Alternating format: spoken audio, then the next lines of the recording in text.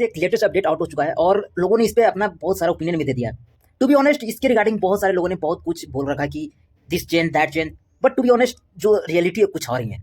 Reality क्या है, in this video we will cover that. तो आखिर में अपडेट क्या है? तो अपडेट ये आया है एनटीए की तरफ से कि उन्होंने कंफर्म कर दिया सिलेबस को लेके, क्योंकि इससे पहले जो सिलेबस अपडेट किया गया था, सिलेबस जो रिलीज किया गया था, लोगों को उसके रिगार्डिंग कंफ्यूजन था कि ये तो एनटीए ने ऑफिशियली नहीं किया है, बट अब उन्होंने ऑफिशियली इस चीज को करेक्ट कर दिया है और अपडेट कर दिया सिलेबस के रिगार्डिंग कि क्या चेंजेस होने वाला है। और इसमें बात करें तो कोई भी चेंजेस एक्चुअल में हुआ ही नहीं, यानी जो पहले सिलेबस रिलीज हुआ था सेम टू सेम हूबहू वही सिलेबस इस बार भी उन्होंने रिलीज किया है। बट लोग इस पे अलग अलग ओपिनियन दे रहे हैं कि जो आपको एनसीईआरटी जो पुराना है वो आपको अब दैट इज नॉट एनफ।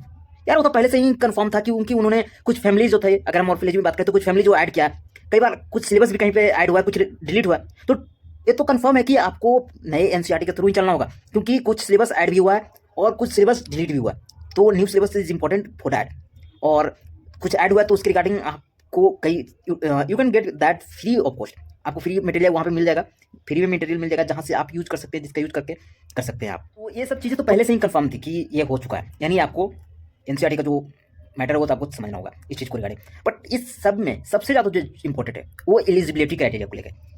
तो कुछ लोग इस सब को सुन के थोड़ा सा डर गए होंगे, क्योंकि उन्हें लगा कि एलिजिबिलिटी यानी कुछ एज से रिलेटेड है। नहीं, ऐसा कुछ नहीं, एज से रिलेटेड इसमें नहीं है, ना ही आपके नंबर ऑफ ड्रॉप से रिलेटेड है।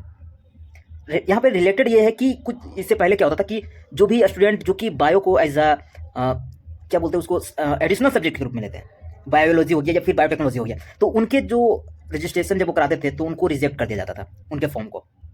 और इतना ही नहीं, उन्हें इसके परमिशन भी नहीं था कि वो एमबीबीएस परस्यू कर सकें।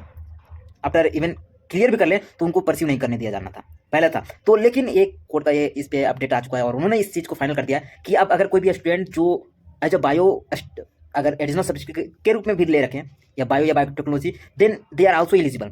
तो अब वो भी इस चीज़ को एग्जाम दे सकते हैं नीट का, और अगर उनका वो क्वालिफाई कर लेते हैं तो they even get MBBS pursue कर सकते हैं, वो एमबीबीएस कोई परस्यू कर सकते हैं। तो this is the eligibility criteria जो चेंज हुआ है वो रिलेटेड अपडेट है, और कुछ भी ऐसा नहीं है एज या फिर नंबर ऑफ ड्रॉप को रिगार्डिंग, क्योंकि कुछ लोग होंगे जो इस सब को सुन के एलिजिबिलिटी टर्म आते ही थोड़ा सा मन में भय उनको बना होगा, but that is not related to age or something like that.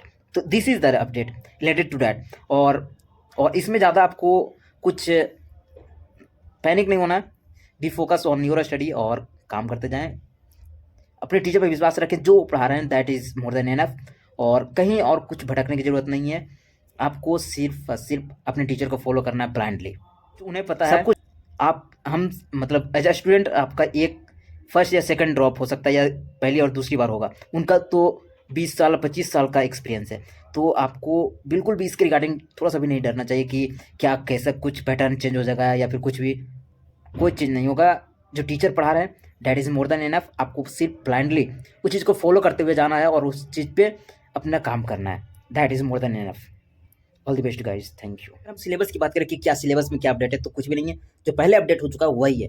और अगर आपको उसके रिगार्डिंग भी कोई नॉलेज नहीं है या फिर अपने अपडेटेड जो सिलेबस है अगर नहीं देखा तो डोंट वरी, हम आपको अपडेट कर देंगे, हम आपके साथ शेयर करेंगे इन 1 to 2 days।